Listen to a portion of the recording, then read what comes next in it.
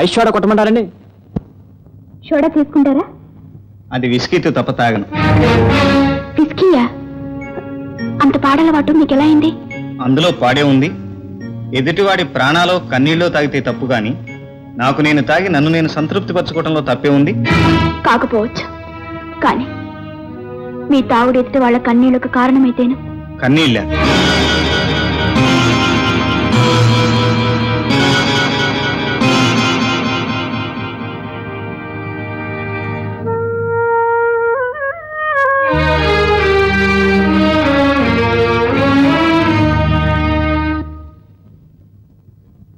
బాబాయ్, అరే నేను చూస్తున్నది కళ నిజమా? ఏమిటి బాబాయ్ ఎలా అంటున్నావు? రోజు అర్ధరాత్రి పూట తాగి స్పృహలేని స్థితిలో ఇంటికి వచ్చేవాడివి ఇవాళ ఇంత పెందలాడే వచ్చావంటే నాకు చాలా ఆశ్చర్యంగా ఉంది. చూడు బాబు, ఈ మార్పుతో పాటు నువ్వు ఒక ఇంటివాడివి కూడా అయితే చూడాలని నా కోరిక. ఏమిటి బాబు, నీ మనసులో ఎవరైనా ఉంటే చెప్పు, పెళ్లి ఏర్పాట్లు నేను చేయిస్తాను. నాకు కొంచెం టైం ఏముంది బాబాయ్, మీకు ఏ శ్రమ లేకుండా చేస్తాను. సరే, నీ ఇష్టం.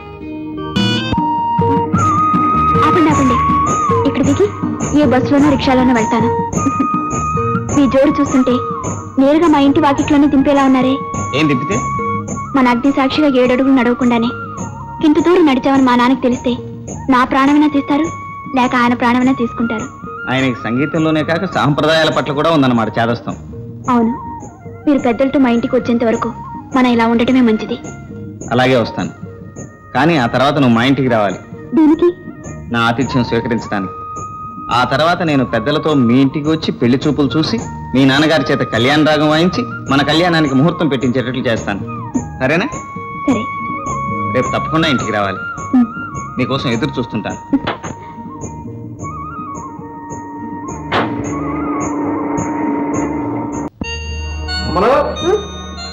ఏమిటమ్మా, ఈ రోజు సెలవు కదా, నీకు బోర్డని రాగాలనిపించేద్దాం అనుకుంటూ ఉంటే ముస్తాబా వెళ్ళిపోతున్నావు ఎక్కడికి? పెళ్లి చూపులకి నాన్న. పెళ్లి చూపులు? అదే నా స్నేహితురాలు పెళ్లి చూపులకి నన్ను తప్పకుండా రమ్మని బతిమలాడింది. శూన్య మాసంలో పెళ్లి చూపులు ఏమిటమ్మా, అర్ధరాత్రిలో భూపాల రాగంలాగా? ఆ పట్టింపు వాళ్ళకేం లేదనుకుంటాను. వస్తానన్న టైం.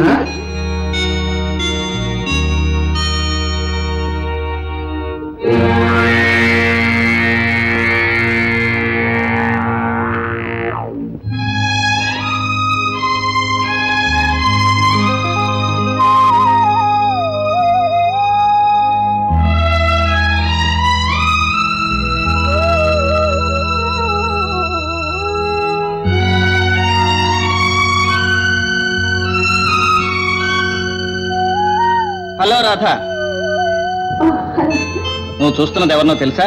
తెలియదు గాని మీ ఇంటిని దీవిస్తున్న దేవతల్లా ఉన్నారు. ఈ ఇంటినే కాదు, నా బ్రతుకునే పండించిన దేవతలు. మా అమ్మ నాన్న చిన్నప్పుడే నన్ను వదిలి కన్ను మూశారు. ఇదేమిటో తెలుసా? ఇది కూడా తెలియదా? Tape recorder? కాదు. అయితే మీ ఆరో ప్రాణం ఏంటుంది? కాదు, నా పాడే ప్రాణం. అంటే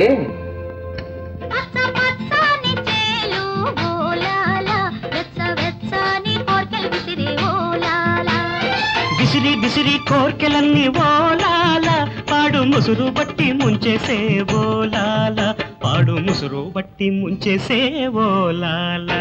బాబుగారు పలహారం రెడీ. కూర్చో. ఇవన్నీ తింటానికేనా? మరి నా మీద మీకు అభిమానం పెద్దదైనా ప్రస్తుతానికి నాకు ఆకలి చిన్నది. ఇంత తినలేను, కాకపోతే సరిపెట్టుకుంటాను.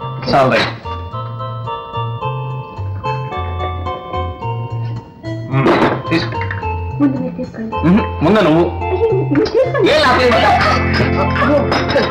సారీ, నీ చక్కటి చీర పాడైపోయింది. పర్వాలేదు. అదే నా బెడ్రూమ్, లోపల బాత్రూమ్ ఉంది.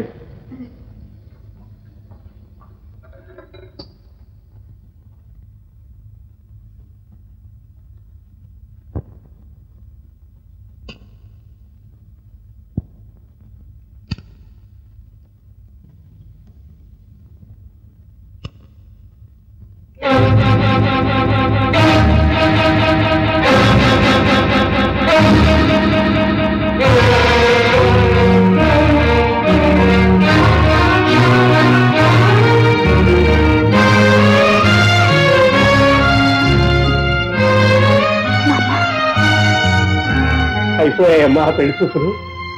ఒకనాడు ఇదే కృష్ణకు కాఫీ తమ్మంటే పాలు పొంగిపోయాయన్నావు. పాలు పొంగితే నిప్పు చల్లారిపోతుంది, కానీ పాల వయసు పొంగితే నిప్పు రాజుకుంటుందమ్మా. ఇంకేం చెప్పకమ్మా, ఇంకేం చెప్పక. నా రాగాల్లోనే అపశృతి ఉందనుకున్నాను, కానీ నీ జీవితంలో కూడా ఉందనుకోలేదు. నీ పాపిటి నోటితో నన్ను మళ్ళీ నానాడుతున్నావు.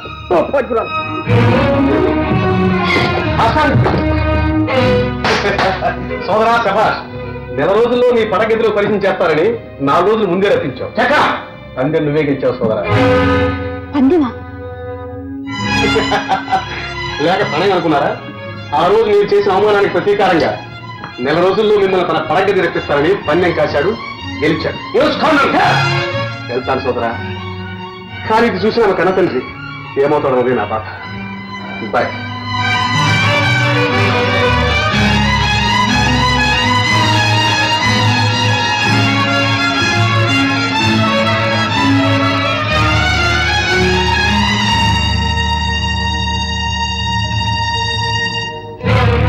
నా జీవితంతో ఇంత చెలగాట ఆడతావా? నా తండ్రి దృష్టిలో నన్ను పతిగా చిత్రిస్తావా? నీ మాట నేను ఏం వినను. నీ చేసిన మోసం చాలు.